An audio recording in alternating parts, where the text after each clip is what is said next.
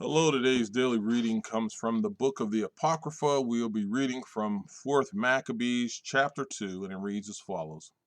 And what wonder if the lusts of the soul after participation with what is beautiful are frustrated on the ground.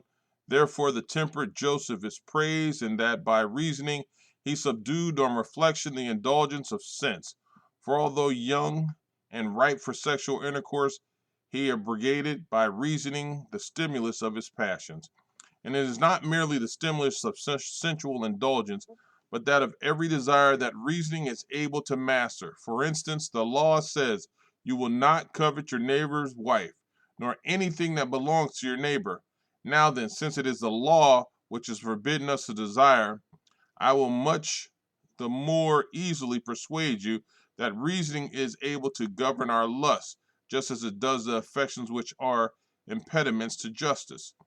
Since in what way is a solitary eater and a glutton and a drunkard reclaimed, unless it be clear that reasoning is lord of the passions?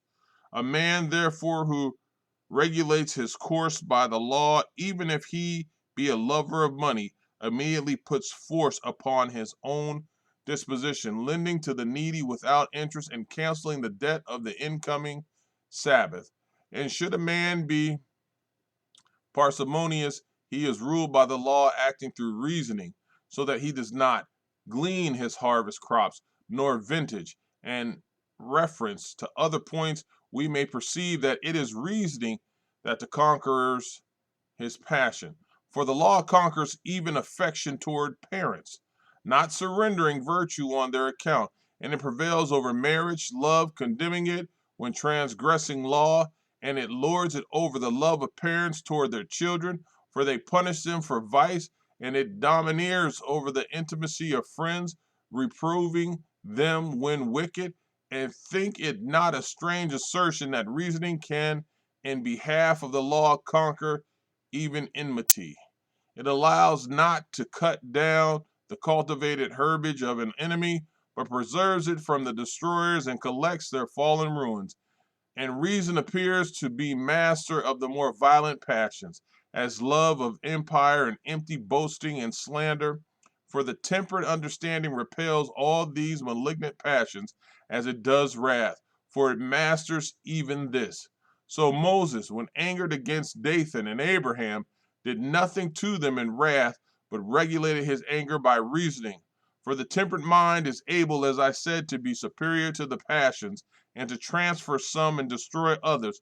For why else does our most wise father Jacob blame Simeon and Levi for having irrationally slain the whole race of the Shechemites, saying, "Cursed be their anger"?